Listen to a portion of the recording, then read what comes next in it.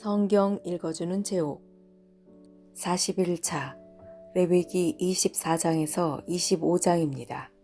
제24장 여호와께서 모세에게 말씀하셨습니다. 이스라엘 백성에게 명령하여 올리브를 짜서 만든 순수한 기름을 가져오게 하여라. 그 기름은 등잔에 쓸 기름이다. 그 등잔의 불은 꺼지지 않게 계속 켜두어라. 아론은 그 등잔을 회막 안에 곧 언약궤 앞에 친 휘장 앞에 두어라. 이것은 지금부터 영원히 지켜야 할 율법이다. 아론은 여호와 앞 곧 순금으로 만든 등잔대 위에 언제나 등불을 켜두어라. 고운 가루로 빵 12개를 만들어라. 빵 하나에 가루 10분의 2 에바가 들어가게 만들어라. 그것들을 여호와 앞에 금상 위에 2줄로 늘어놓되 한 줄에 6개씩 늘어놓아라. 각 줄에 순수한 향을 얹어라. 그 향은 빵을 대신해서 기념하는 몫으로 바치는 것이다. 그것은 여호와께 불에 태워 바치는 화제를 드리기 위한 제물이다. 아론은 안식일마다 그 빵을 여호와 앞에 놓아두어라. 이스라엘 백성과 맺은 이 언약은 영원히 계속될 것이다. 그 빵은 아론과 그의 아들들의 몫이다. 그들은 그것을 성소에서 먹어라. 그것은 여호와께 바치는 화제 가운데서 가장 거룩하기 때문이다. 이것은 그들이 영원히 지켜야 할 규례이다. 어머니는 이스라엘 여자이고 아버지는 이집트 남자인 어떤 사람이 이스라엘 백성들 사이로 걷고 있었습니다. 그런데 그 사람과 어떤 이스라엘 사람 사이에 싸움이 벌어졌습니다. 이스라엘 여자의 아들이 여호와의 이름을 모독하고 여호와를 저주하는 말을 했습니다. 그래서 사람들이 그를 모세에게 데려갔습니다. 그의 어머니의 이름은 슬로밋이었습니다. 슬로밋은 단 지파 사람 디브리의 딸이었습니다. 백성은 여호와께서 명령하시는 것을 확실히 알 때까지 그 사람을 가두어 놓았습니다. 여호와께서 모세에게 말씀하셨습니다. 나를 저주한 사람을 진 밖으로 끌어내어라. 그리고 그의 말을 들은 사람을 다 데려가거라. 그 사람들이 그의 머리에 손을 얹은 다음에 모든 백성들이 돌을 던져 그를 죽여라. 이스라엘 백성에게 전하여라. 누구든지 하나님을 저주하는 사람은 벌을 받을 것이다. 누구든지 하나님의 이름을 모독하는 사람은 죽여라. 모든 백성이 돌을 던져 그 사람을 죽여라. 외국인도 이스라엘에서 태어난 사람과 마찬가지로 같은 벌을 받을 것이다. 누구든지 사람을 죽인 자는 반드시 죽여라. 짐승을 죽인 사람은 다른 짐승으로 물어주어라. 이웃에게 상처를 입힌 사람은 똑같은 상처를 당하게 하여라. 뼈를 부러뜨리면 뼈를 부러뜨림으로, 눈은 눈으로, 이는 이로 갚아라. 다른 사람에게 상처를 입힌 사람은 그것과 똑같은 상처로 벌을 받을 것이다. 남의 짐승을 죽인 사람은 다른 짐승으로 물어주고 사람을 죽인 사람은 죽여라. 이 법은 이스라엘 백성이나 외국인이나 똑같이 지켜야 할 것이다. 나는 너희 하나님 여호와이다. 그리하여 모세가 이스라엘 백성에게 말했습니다. 그러자 백성은 하나님을 저주한 사람을 진 밖으로 끌고 가서 그를 돌로 쳐 죽였습니다. 이스라엘 백성은 여호와께서 모세에게 명령하신 대로 했습니다. 제25장 여호와께서 시내산에서 모세에게 말씀하셨습니다. 이스라엘 백성에게 전하여라. 내가 너희에게 줄 그 땅으로 들어가면 너희는 그 땅이 여호와를 위하여 안식할 수 있도록 특별한 시간을 주어라. 6년 동안은 땅에 씨를 뿌려도 좋고 포도밭을 가꾸어 열매를 거두어도 좋다. 그러나 7년째 되는 해에는 땅을 쉬게 하여라. 그 해는 여호와를 위해 쉬는 해이니 너희는 땅에 씨를 뿌리거나 포도원을 가꾸는 일을 하지 마라. 너희는 추수하다가 땅에 떨어져 저절로 자란 것은 거두지 마라. 너희가 가꾸지 않은 포도밭에서 자란 포도도 따지 마라. 이것은 땅이 1년 동안 쉬는 해이기 때문이다. 땅이 쉬는 해에는 땅이 너희에게 먹을 것을 낼 것이다. 너희 남자나 여자나 종이나 품꾼이나 너희 땅에서 사는 외국인에게 땅에서 나는 것은 무엇이든 먹게 하여라. 또한 너희가 기르는 가축이나 너희 땅의 들짐승도 땅에서 나는 것이면 다 먹게 하여라. 너희는 7년을 7번 세어라.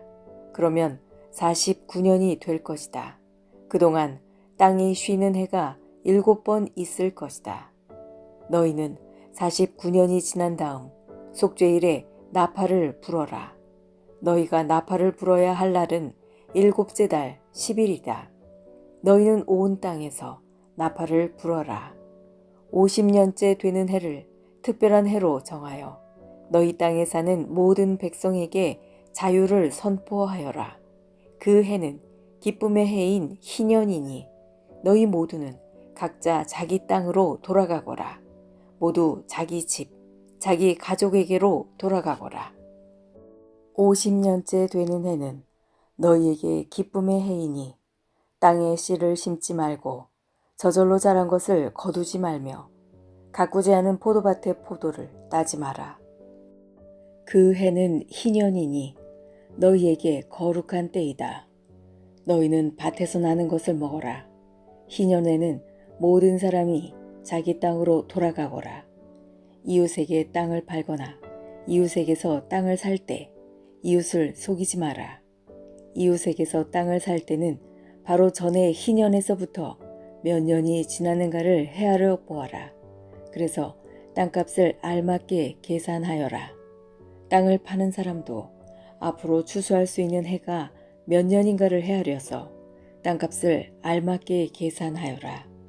여러 해가 남았으면 값을 더 치러야 하고 몇 해 안 남았으면 값을 덜 치러도 될 것이다. 이웃은 희년까지 추수할 횟수에 따라 내게 팔 것이다. 너희는 서로 속이지 마라. 너희는 하나님을 두려워하여라. 나는 너희 하나님 여호와이다. 나의 모든 가르침과 규례를 기억하고 잘 지켜라. 그러면 너희가 그 땅에서 안전하게 살 수 있을 것이다. 그 땅이 너희에게 좋은 열매를 주며 너희는 먹고 싶은 만큼 먹을 수 있을 것이다. 너희는 그 땅에서 안전하게 살 수 있을 것이다. 하지만 너희는 씨를 뿌리지도 않고 심은 것을 거두어 들이지도 않는다면 7째 해에는 무엇을 먹고 삽니까? 하고 물을 것이다. 내가 6째 해에는 너희에게 큰 복을 주리니 그 해에 땅에서는 3년 동안 먹을 작물이 나올 것이다. 8째 되는 해에 땅에 씨를 뿌릴 때는 전에 거두어 놓은 곡식을 먹을 수 있을 것이다. 9째 해가 되어 추수할 때까지 묵은 곡식을 먹게 될 것이다. 땅은 원래 나의 것이므로 너희는 땅을 아주 팔지는 못할 것이다. 너희는 내 땅에서 잠시 동안 사는 외국인이요 나그네일 뿐이다. 너희는 땅을 팔 수는 있으나 그 땅을 언제든지 다시 살 수 있어야 한다. 너희 땅에 어떤 사람이 매우 가난해져서 땅을 팔게 되었다면 그의 가까운 친척이 그를 위해 그 땅을 다시 사들여야 한다. 만약 그 사람을 위해 다시 그 땅을 사들일 만한 가까운 친척이 없던 중에 그 사람 스스로가 그 땅을 사들일 만한 돈을 가지게 되면 그 사람은 그 땅을 판 지 몇 해가 지났는가를 헤아려라. 그래서 그 땅을 얼마에 사들여야 할지를 결정하여라. 그렇게 해서 그 땅을 사들이면 그 땅은 다시 그 사람의 것이 된다. 그러나 만약 땅을 다시 사들일 만큼 돈이 충분하지 않으면 그 땅은 기쁨의 해인 희년까지 땅을 산 사람의 것이다. 그러나 기쁨의 해가 돌아오면 땅을 산 사람은 땅을 원래 임자에게 돌려주어라. 성벽 안에 사는 사람이 집을 팔았으면 1년 안에는 언제든지 그 집을 다시 살 수 있으나 만약 1년 안에 그 집을 다시 사지 않으면 성벽 안에 그 집은 산 사람의 것이 되어 자손 대대로 그의 것이 된다. 또한 희년이 돌아와도 원래의 임자에게 돌아가지 않을 것이다. 그러나 성벽이 없는 마을의 집은 토지와 같이 여겨라.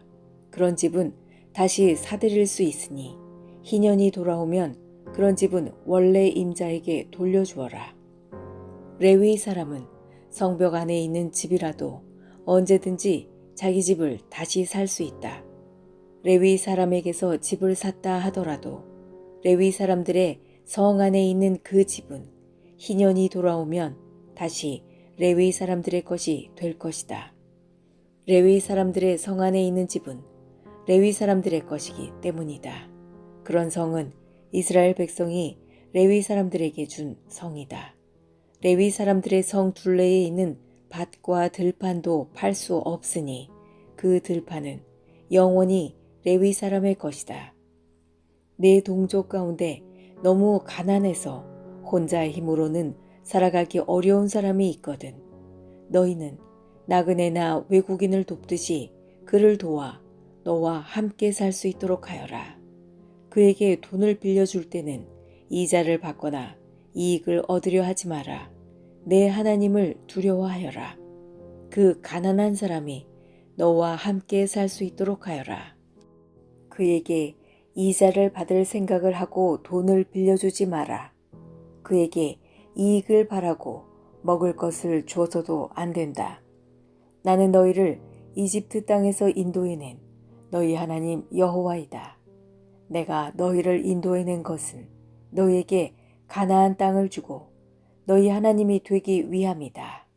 내 동족 가운데 너무 가난해서 자기 몸을 종으로 팔려고 하는 사람이 있더라도 너는 그를 종 부리듯 하지 마라. 너는 그들을 품꾼이나 나그네처럼 여겨서 기쁨의 해인 희년이 돌아올 때까지 너와 함께 살 수 있도록 하여라. 기쁨의 해가 돌아오면 그를 돌려보내라. 그가 자기 자녀를 데리고 자기 가족이 있는 조상의 땅으로 돌아가게 하여라. 내가 이스라엘 백성을 이집트에서 인도해냈으니 그들은 나의 종이다. 그러므로 그들을 종으로 여겨 팔아서는 안 된다. 너는 그 사람을 고되게 부리지 마라. 너는 내 하나님을 두려워하여라. 남종이나 여종을 두고 싶으면 내 둘레에 있는 다른 나라 중에서 사오너라. 또 너와 함께 사는 외국인 자녀 가운데서 종을 얻을 수도 있고 너와 함께 태어난 그들의 가족 가운데서도 얻을 수 있다.